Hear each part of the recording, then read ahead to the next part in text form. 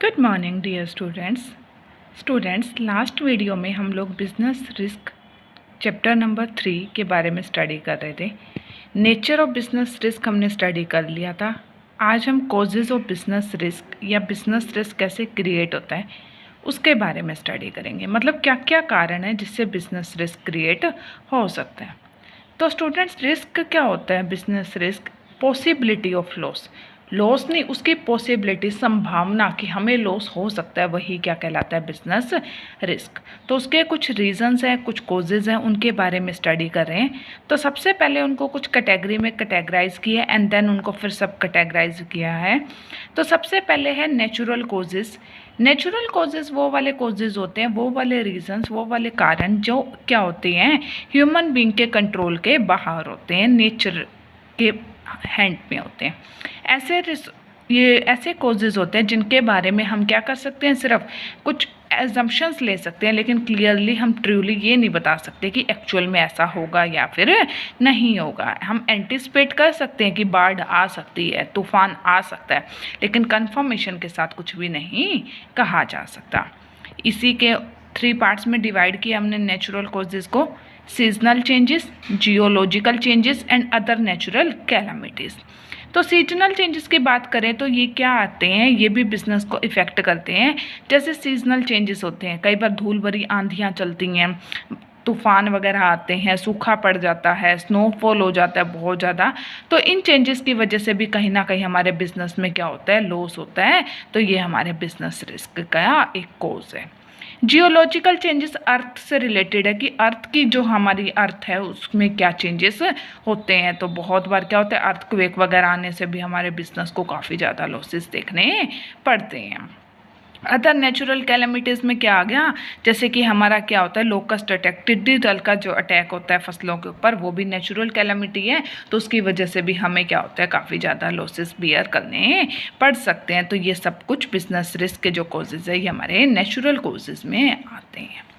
फिर नेक्स्ट जो हमारे पास मेन कैटेगरी है, डेट इज़ ह्यूमन कॉजेज़। ऐसे कॉजेज़ जो कौन क्रिएट करता है, ह्यूमन बीइंग क्रिएट करता है, उसकी केयरलेसनेस की वजह से, उसकी डिसऑनेस्टी की वजह से जो लॉसेस होते हैं, उन टाइप के लॉसेस की जो पॉसिबिलिटी है उसको हम क्या कहते हैं, business risk created through human causes.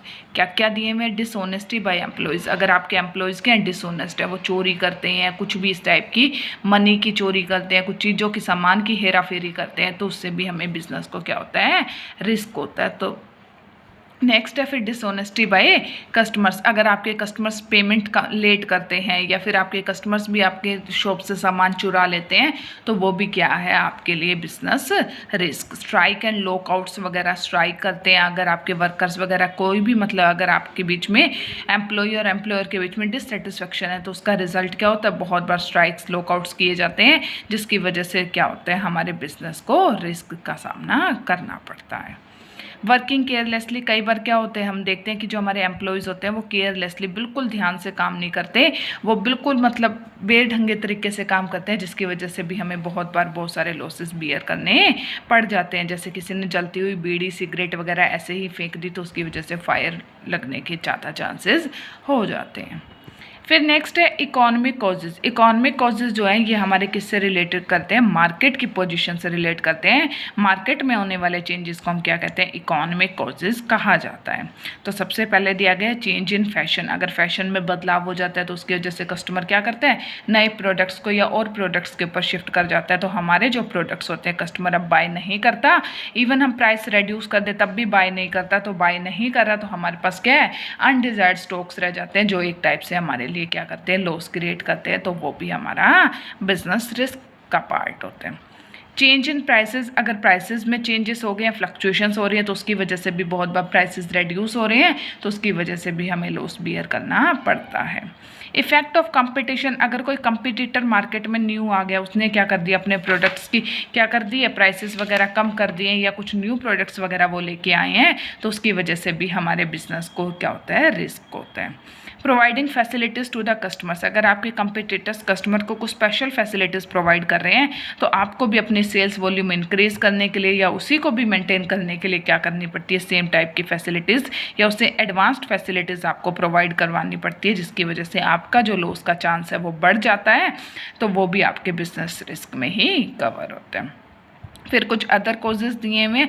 Other causes में सबसे पहले दिया है नेचुरल कॉजेज़। ये नेचुरल कॉजेज़ किससे रिलेटेड है कि मशीन्स वगैरह में जो नेचुरली डिफेक्ट हो सकते हैं उनसे रिलेटेड है। बहुत बार हम देखते हैं कि मशीन्स वगैरह क्या होती हैं, एक minute, wear and tear of machines की बहुत बार मशीन्स को यूज़ करते करते उनकी वैल्यू में काफ़ी ज़्यादा डिक्लाइन हो जाता है। या पेरिशेबल गुड्स होते हैं जिनकी शेल्फ़ लाइफ बहुत कम होती है, कुछ आवर्स की ही शेल्फ़ लाइफ होती है, जैसे ब्रेड बटर वगैरह। तो ये चीज़ें भी क्या हो जाती हैं, जल्दी ख़राब हो जाती हैं। तो ये भी हमारे रिस्क में कवर होता है। उसके बाद है टेक्निकल कॉजेज़। टेक्निकल कॉजेज़ किससे रिलेटेड है कि कई बार क्या होती है, न्यू मशीन्स वगैरह जो मार्केट में आती है वो उसकी वजह से हमें क्या करनी पड़ती है, ओल्ड मशीन्स को रिप्लेस करना पड़ता है, जो हमारे लिए क्या करता है, अब आप ओल्ड मशीन्स को रिप्लेस कर रहे हो तो आपके लिए क्या हो गया है, काफ़ी ज़्यादा एक्सपेंसिव हो गया। और टेक्निकल इनोवेशन की वजह से कहीं ना कहीं आपके बिजनेस में रिस्क या आप टेक्नोलॉजी में पीछे न रह जाए, जिसकी वजह से आपको लॉस बियर करना पड़ सकता है। मैकेनिकल कॉजेज़ में क्या होता है कि कई बार हमारे पास मशीनरी वगैरह क्या आ जाती है, डिफेक्टिव आ जाती है काफ़ी ज़्यादा, कि उसकी वजह से क्या हो गया, शॉर्ट सर्किट हो गया, कहीं फायर वगैरह लग गई, तो वो टेरिबल रिजल्ट्स हमें फेस करने पड़ते हैं, जिसकी वजह से हमें काफ़ी ज़्यादा लॉस होने की पॉसिबिलिटी होती है।